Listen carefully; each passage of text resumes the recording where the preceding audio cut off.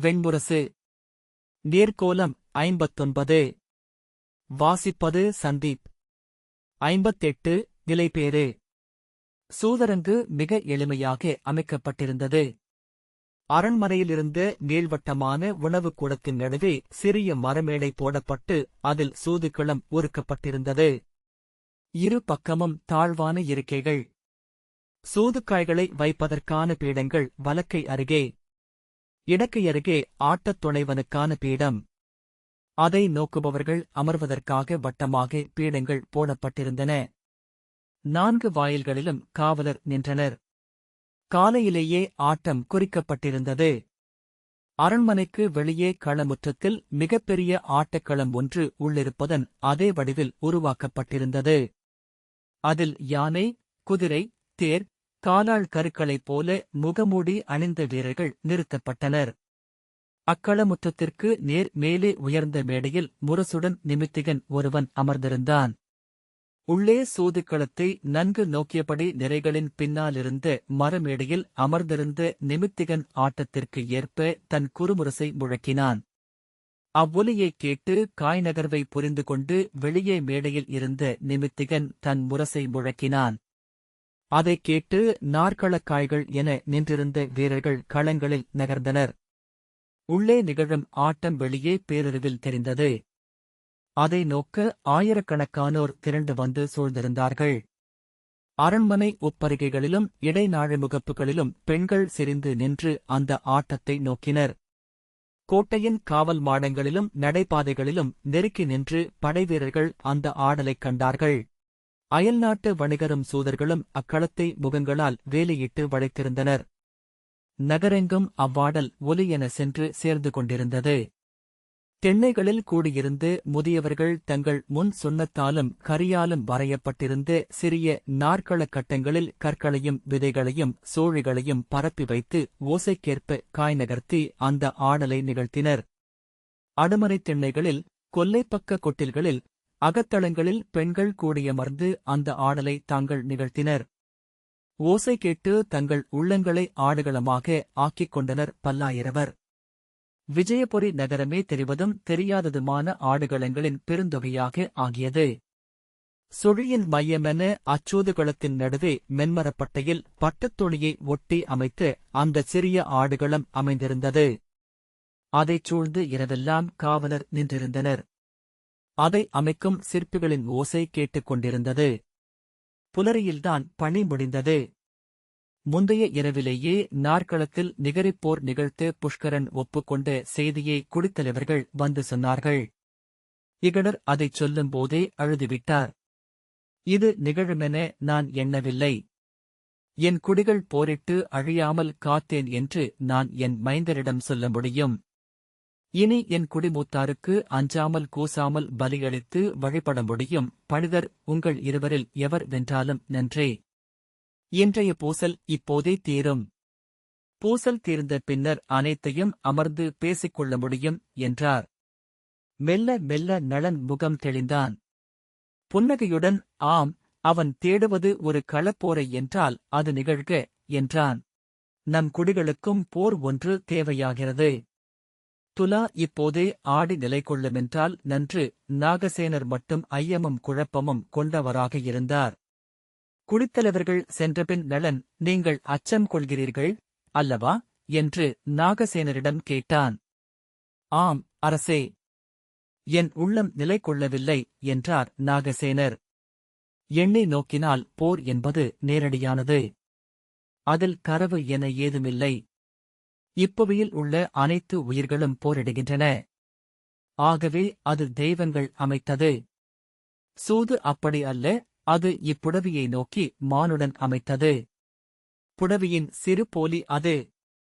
புடவிச்செயலின் முடிவிலாது தற்செயல் பெருக்கை இக்களத்திலும் நிகழ்த்தி அதனுடன் ஆடுகிறான் மானுடன். போரில் மானுடன் தன் எதிரியை அறைகூவுகிறான். சூதில் தெய்வங்களை அறைகூவுகிறான். நளன் இப்படி எண்ணியபடியே செல்ல முடியும். ஆனால் உடன் பிறந்தார் குருதி பிழைத்தது என்பதைப் போல ஆறுதல் அளிப்பது பிறிதேதுமில்லை என்றான். ஆம், நான் அதையே எண்ணினேன். ஆனால் பராசரரின் புராண மாளிகையை பல நூறு குடிக்கதைகளை இங்கே அமர்ந்து எண்ணிக்கொண்டேன். எந்த பூசலாவது சூதில் முழுமையாக தீர்வு காணப்பட்டுள்ளதா? இல்லை, அரசே. சூது எப்போதுமே பூசலை ஒத்திப் போடுகிறது. சூதில் நிகழ்ந்தவை அப்பூசலை பெருக்குகின்றன. சூது நிகழ்ந்த பூசல்கள் அனைத்துமே மேலும் பெரிய போரில்தான் முடிந்துள்ளன. ஒருமுறை கூட விலக்கில்லை. ஆகவே இது ஒரு மாறா நெறி என்றே தோன்றுகிறது. நளன் புன்னகையுடன், எதுவானாலும் இனிமேல் எண்ணிப் பயனில்லை. அனைத்தும் முடிவாகிவிட்டன. நாளை காலை கதிரெழுந்த 2ஆம் ஜாமத்தில் ஆட்டம் நிகழ்கிறது. 7 களம் என முடிவாகியிருக்கிறது என்றான். இனி ஒன்றும் செய்ய முடியாதென்றில்லை. நான் இதை முறிக்கிறேன். சிறுமை செய்யப்பட்டதாக சினம் கொண்டு வஞ்சனம் உரைத்து கிளம்பிச் செல்லுங்கள். ஒரு நேரடிப் போரே நிகழட்டும். ஆம், சில 1000 பேர் இறப்பார்கள் என்று நாகசேனர் தொடர்ந்தார். அதில் பழுதில்லை. போர்களில் பல்லாயிரம் நிஷாதர் முன்னரும் இறந்துள்ளனர். போரில் வீரர் இறப்பது நன்று. வீரருக்குரிய விண்ணுலகை அவர்கள் அடைகிறார்கள். நேரடியான குருதிப் போரே நேர்மையானது. அப்போருடன் அனைத்தும் முற்றாக முடிவுக்கு வந்துவிடும். அத்தனை போர்களும் அதைவிட பெரிய போர் நிகழாமல் தடுப்பவைதான்.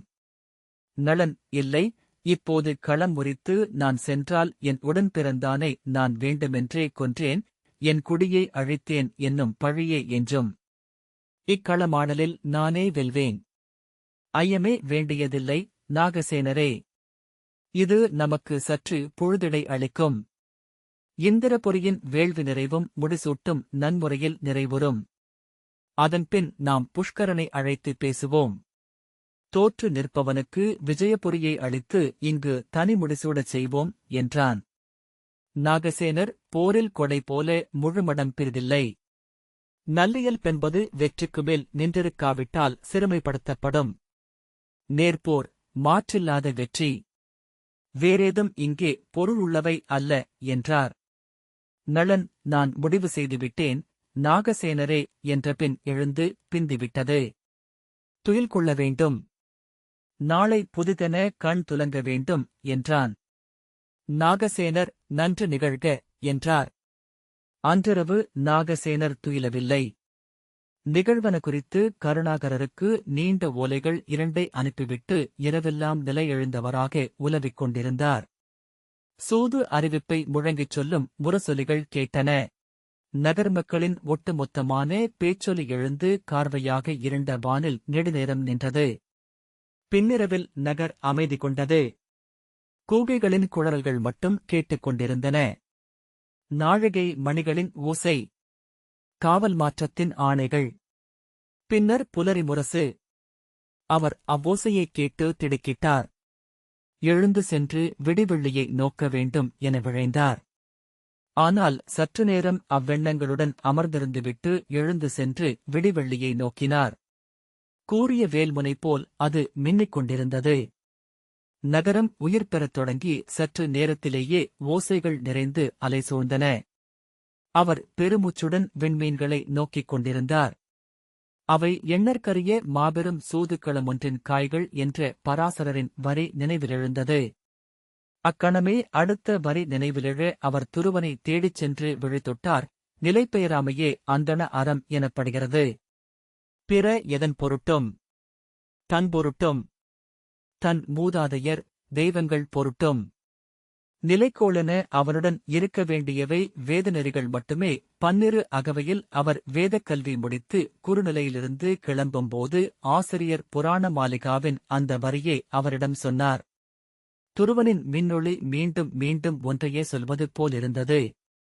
மொத்த வானமும் விண்மீன் பெருக்கும் அதை உந்தித்தள்ள அது அசைவில்லாமல் அமைந்திருந்தது. அனைத்து நுண்சொற்களுடனும் இயல்பாக சென்று இணையும் ஓங்காரம் அது. நோக்கிக் கொண்டிருக்கையில் மெல்ல உள்ளம் தெளிவு கொண்டது. நீள்மூச்சுடன் திரும்பி ஏவலனிடம், அரசரை எழுப்புக என்றார். நளன் அணிகொண்டு ஒருங்கி வந்தபோது அவர் தலைவணங்கி, அழைப்பு வரும் என்றார்கள். அரசே, காத்திருப்போம் என்றார். நளனின் முகம் தெளிவு கொண்டிருந்தது. அனைத்தும் நன்றெனவே முடியும் அமைச்சரே என்றான். இக்காலை எனக்கு அதை தெளிவுறக் காட்டுகிறது. நாகசேனர் அனைத்து முடிவில் நன்றி என்றார். அவர்களை அழைத்துச் செல்ல அவைச் செயலர் பிரவீரர் வந்தார். அவர் முகமனுரைத்ததும் வணங்கியதும் மிகையாக ஒத்திகை நோக்கப்பட்ட நாடகம் போல் இருந்தன. நளன் நாகசேனர் உடன்வர நடந்து இடைநாழிகளினூடாக சூதரங்கு நோக்கிச் சென்றான். திரும்பி நாகசேனரிடம், முகத்தை அப்படி வைத்துக் கொள்ள வேண்டாம் அமைச்சரே, நாம் அஞ்சுகிறோம் என எண்ணுவார்கள் என்றான்.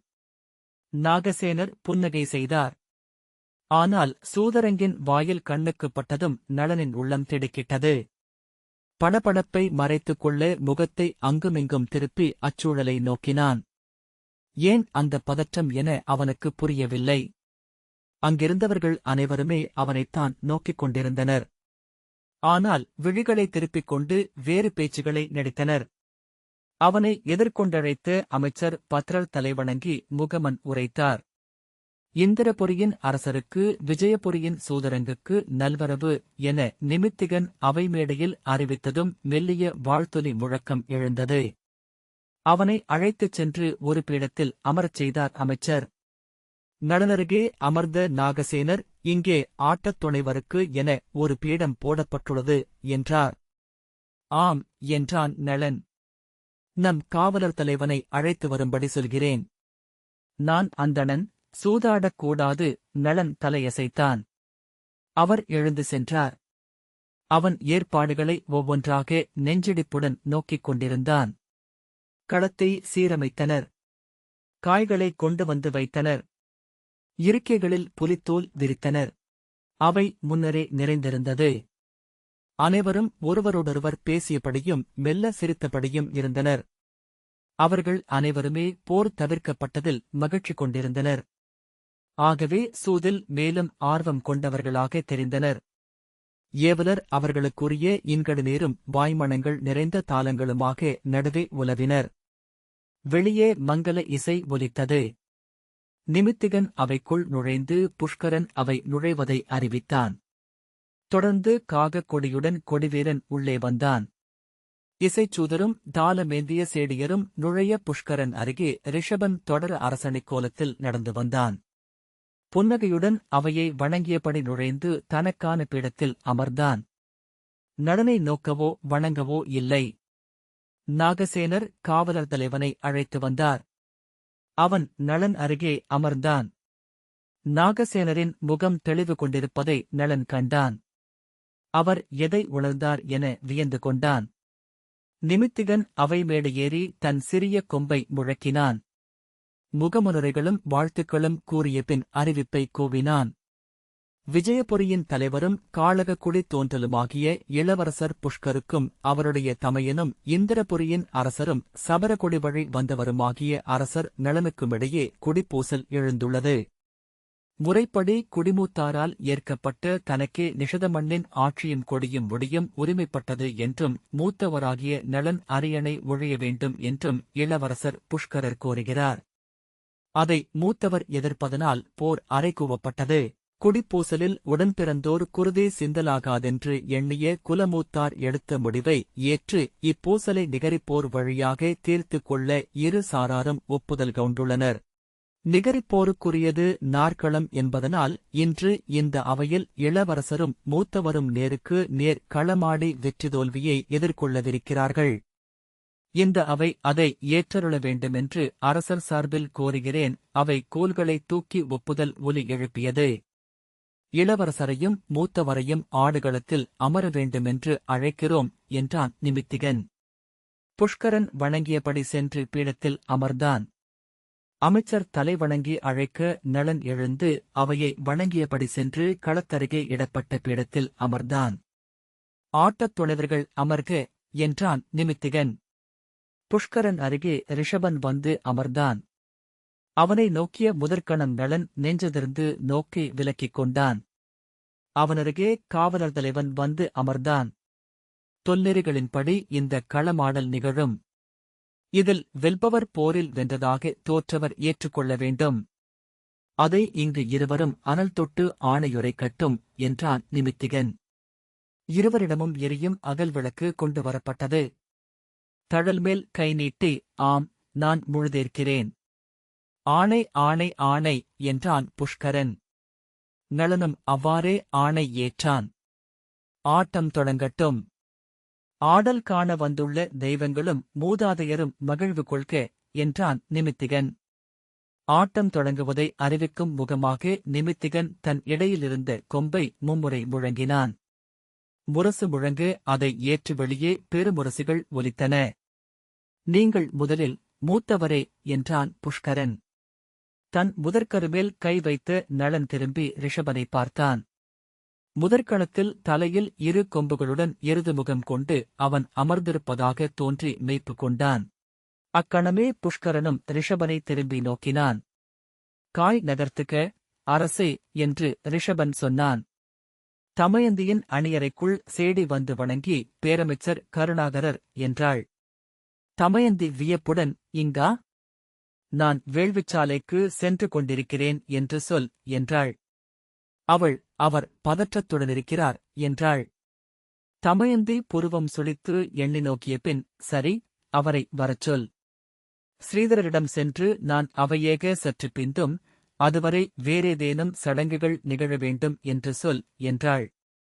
சேடி சென்றதும் பிற அணிச்சேடியர் செல்லலாம் என கையசைத்தாள்.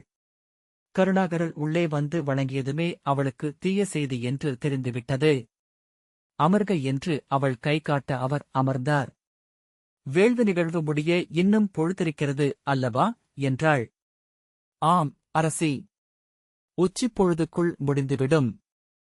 நீங்கள் சென்று அமர்ந்து முடித்து வைக்க வேண்டும். அந்தணர் கொடைகளை உங்கள் கைகளால் நிகழ்த்த வேண்டும். அதன் பின்னர் அவை நிகழ்வுகள்.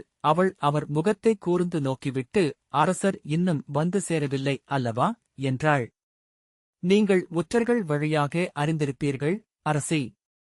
அரசர் விஜயபுரிக்குத்தான் சென்றார். தமயந்தி ஆம் என்றாள். சற்றுமுன் பறவைச் செய்தி வந்தது. அரசரும் இளவரசரும் பிறரும் வந்து கொண்டிருக்கிறார்கள். அவர் முகத்தை கூர்ந்து நோக்கி நல்ல செய்தி அல்லவா என்றாள். இல்லை அரசி என்றார் கருணாகரர்.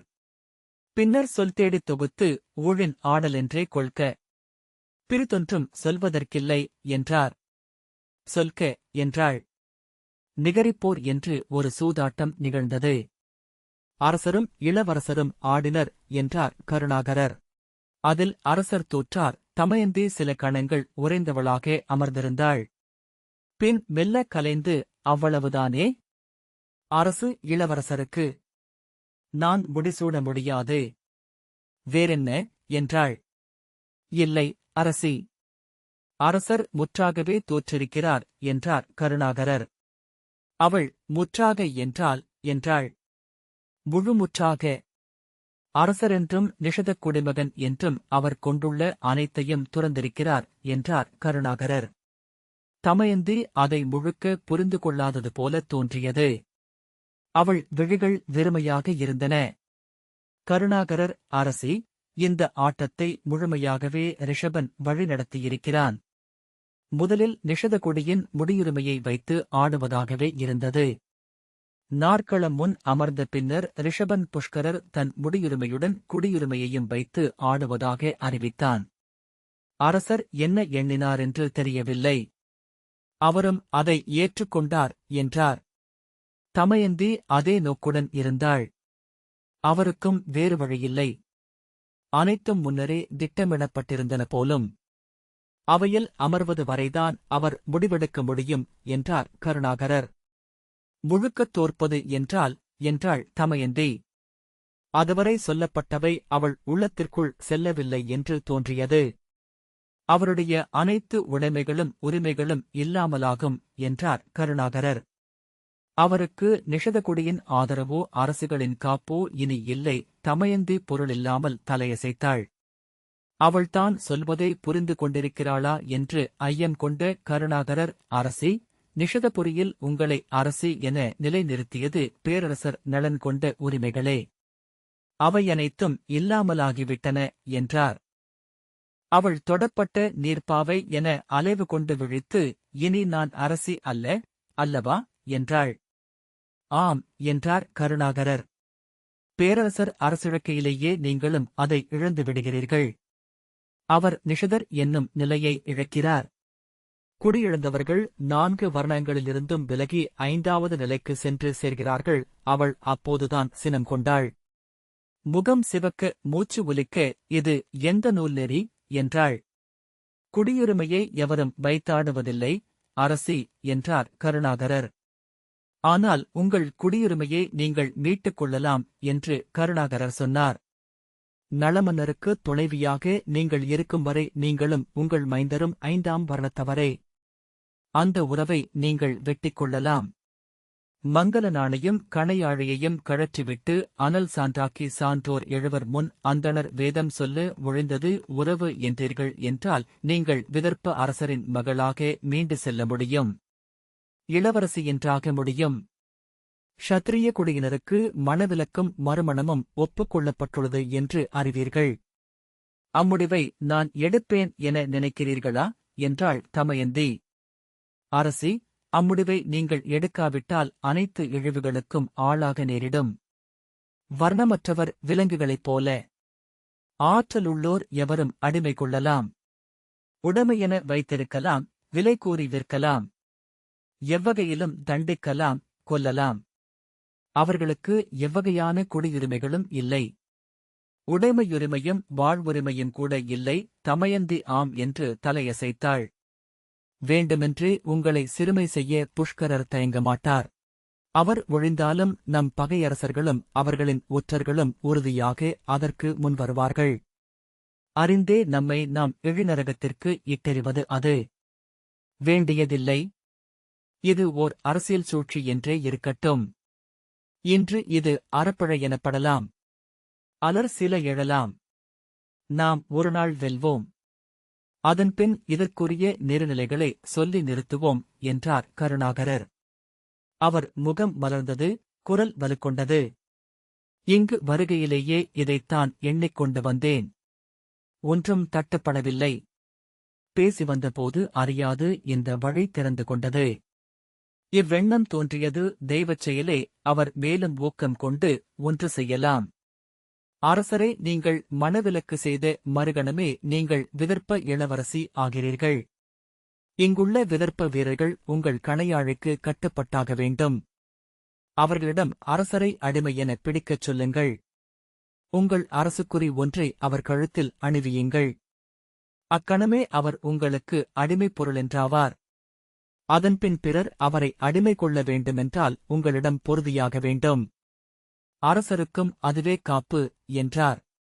அவர் மேலும் உளவிரைவு கொண்டு எழுந்து கைகளை விரித்து, வர்ணமில்லாதவர்களை 4ஆம் வர்ணத்தவர் பெண் கொடுத்தோ உடன்பிறப்பென குருதிச் சடங்கு ஆற்றியோ தங்கள் குடிக்குள் எடுத்துக் கொள்ளலாம்.